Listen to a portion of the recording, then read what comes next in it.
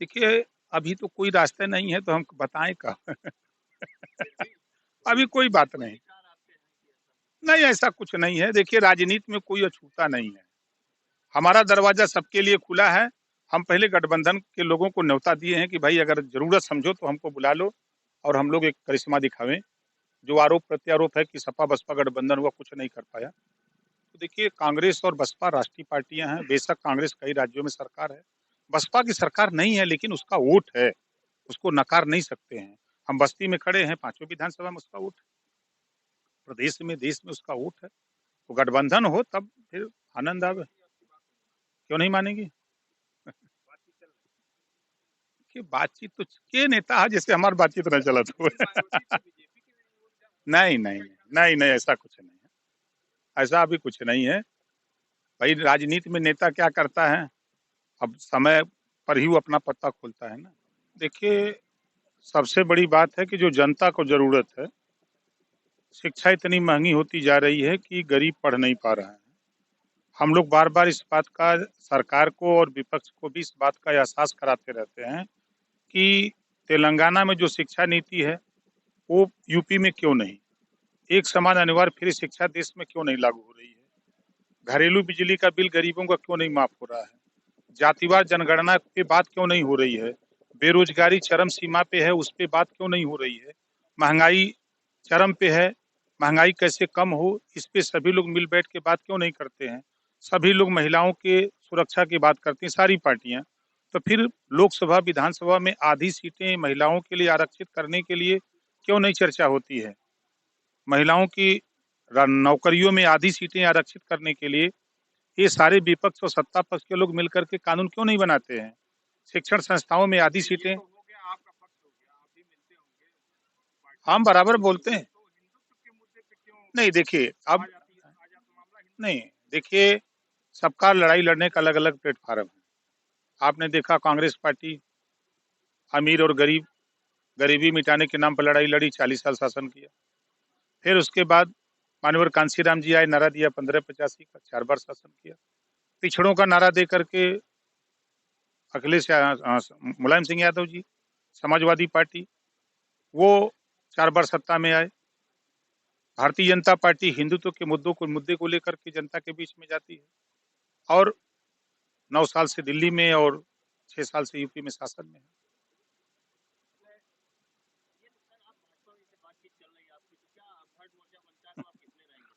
देखिए, राजा को पता नहीं मुसहर वन बाँट लिए। हमको तो खुदे नहीं पता है। हम तो आपने देखा इसी बस्ती मंडल में आपके महिलाओं की महारैली किया। सावधान रथ यात्रा हम लोगों ने निकाल करके पूरे प्रदेश में चलाया। हम लोग देखिए, सबसे बड़ी बात है कि दिल्ली में 29 दलों को मिला करके भारतीय जनता पार्टी की सरकार है। यूपी में अगर बात करें तो 3 दलों की सरकार है। पूरा देश गठबंधन से जूझ रहा है। तो गठबंधन के लिए समय होता है। चुनाव के 2 महीना, 3 महीना पहले, 4 महीना गठबंधन होते हैं, उसके पहले। साल भर पहले गठबंधन नहीं होते हैं। तो वो टाइम आएगा तो देखा जाएगा।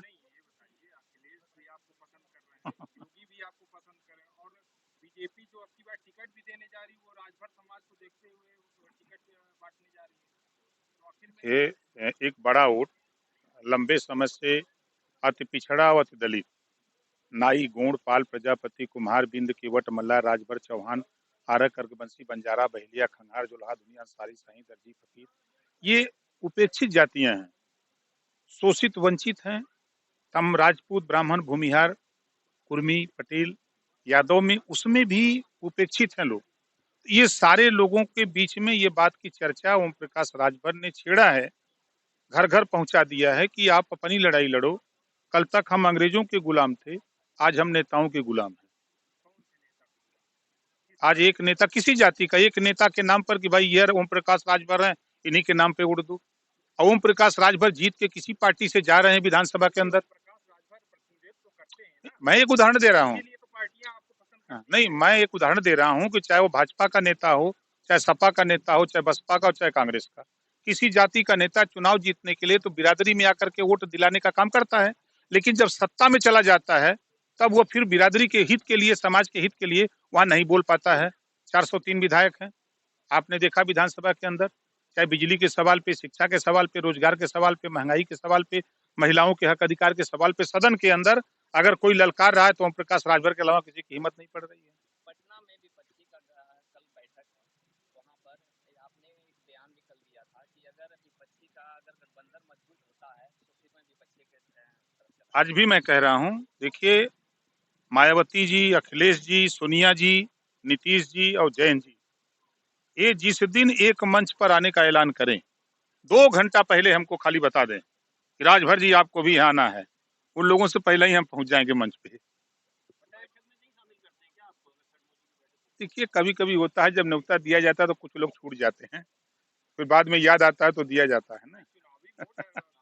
नहीं नहीं होता है, अब जैसे हम सब लोग, हर परिवार की कहानी है।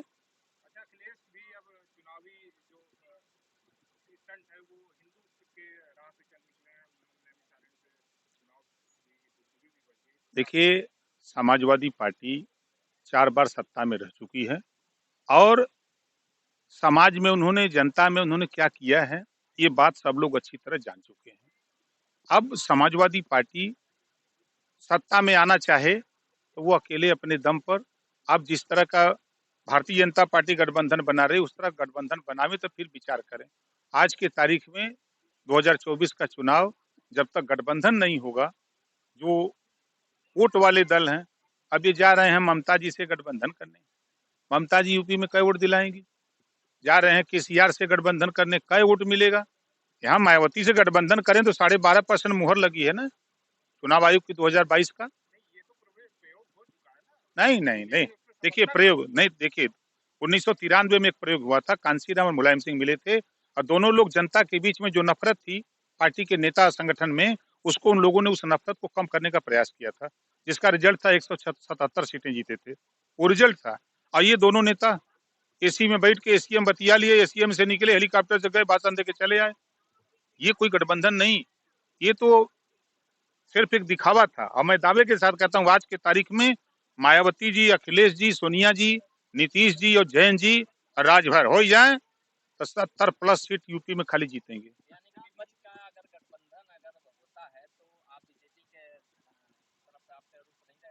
हमारा रजिस्ट्री है का बीजेपी के साथ।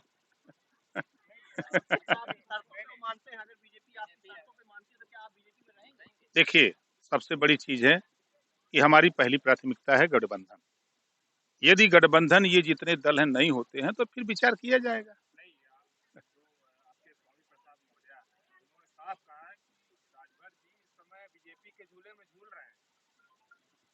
वो तो झूल के चले गए 5 साल, नहीं नहीं, वो 5 साल उस झूले में झूले और झूले का आनंद लिए और चले गए। नहीं नहीं, वो झूला खाली नहीं है, बहुत लोग उसमें सवार हैं, लेकिन जो आरोप लगा रहे हैं, नहीं जो नहीं, जब वो आरोप लगा रहे हैं राजभर के ऊपर, अपने गिरबान में झांक के देखना चाहिए कि जो वो बोलते हैं वो खुद अपने ऊपर वो सोचें कि आज वो चाहे जिस मुद्दे को उठाए, बहुजन समाज पार्टी में जब थे तो पानी पी पी करके सपा और बीजेपी को विधानसभा के अंदर ललकारते थे। फिर रामम शरणम गच्छामि जब सब बसपा को देखा जाते तो हुआ जो तो राम की शरण में गए और भाजपा में अपनी बेटी को सांसद खुद मंत्री बने। 5 साल लगातार बैठाइए डिबेट पर। जब 22,000 शिक्षक भर्ती में पिछड़े दलित का हिस्सा लूटा गया, जब मैं कहता रहा तो मुस्कुराते रहे सदन के अंदर, तब तो झूला झूल रहे थे, तब याद नहीं आया। असिस्टेंट प्रोफेसर की भर्ती में नहीं याद आया। जब हम मुद्दों को लेकर, चाहे छात्रवृत्ति का मुद्दा हो, चाहे शुल्क प्रतिपूर्ति का मुद्दा हो, जब मुद्दों को लेकर के हम लड़ते थे तब ये बैठ के खाली मुस्कुराते थे। अब गए कहाँ? कोई मान जाए भैया मेरे, हम तो पहली प्राथमिकता हमारी महागठबंधन है। हम तो चाहते हैं कि मायावती जी खड़ा हो जाती ना तो उत्तर प्रदेश का दशा और दिशा दूसरा हो जाता। जैसे आपने सवाल किया कि अब जैसे नहीं, अब बताएंगे, अब कुल आज आज थोड़ा बता देंगे नहीं नहीं, देखिए ये 6 साल से हम देख रहे हैं, ज्यादा से ज्यादा 1 महीना, 20 दिन, 25 दिन के लिए कोई ना कोई मुद्दा आता है और फिर चर्चा पर चर्चा होती है, फिर खत्म, फिर दूसरा आ जाता है। इस नाते महंगाई से ध्यान भटकाने के लिए, बेरोजगारी चरम पे है। नहीं घटना। अच्छा ये बताइए, गरीब करे तो लव जिहाद और अमीर करे तब? आज उठा के देखिए, जो बड़े अमीर लोग हैं वो मुसलमान के बेटे को दामाद बना रहे हैं, तब तो लव जिहाद नहीं आ रहा है, तब तो वहां नहीं आ रहा है। लेकिन अगर कोई गरीब उस दायरे में आ जा रहा है, उदाहरण देंगे आप? अरे 2 दर्जन गूगल बाबा से पूछा, 2 दर्जन बताइए।